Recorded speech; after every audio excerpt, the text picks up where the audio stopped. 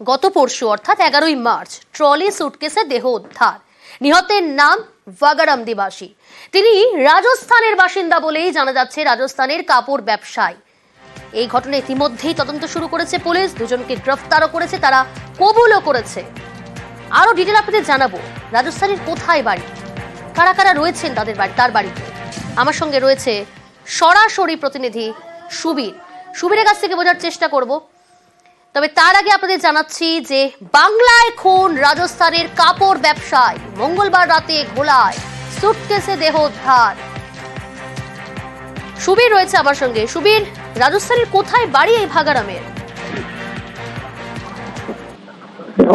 রাজস্থানের শিওরি গ্রামের কিন্তু এই ভাগারাম দিবাসের বাড়ি, এবং সেই জায়গা থেকে কিন্তু যেটা জানা যাচ্ছে ব্যারাকপুর পুলিশ কমিশনারের যারা আধিকারিক রয়েছেন তারা কিন্তু ভাগারাম দিবাসের পরিবারের লোকজনদের তারা কিন্তু ডেকে পাঠিয়েছিলেন, এবং সেই জায়গা থেকে তদন্তের জন্য ডেকে পাঠানো হয়েছিল। এবং সেই জায়গা থেকে ভাগারাম দিবাসের যারা পরিবারের লোকজন রয়েছেন তারা কিন্তু আজকে সন্ধ্যাবেলায় এসছেন ঘোড়া থানাতে, এবং ঘোড়া থানাতে আরো ভাগারাম দিবাসের পরিবারের লোকজন সহ কারা কারা এসেছিলেন? সুবীর, আজকে ঘোড়া থানাতে কারা কারা এসেছিলেন?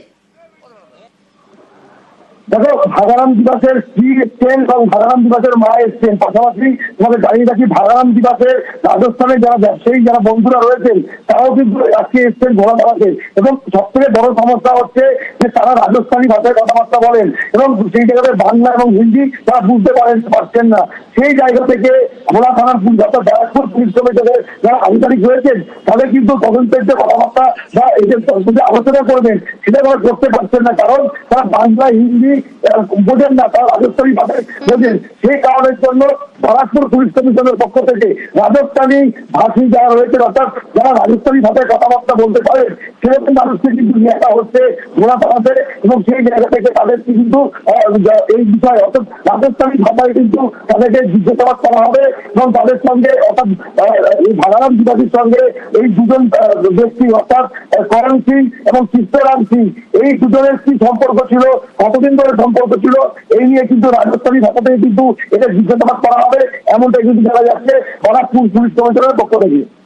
বেশ।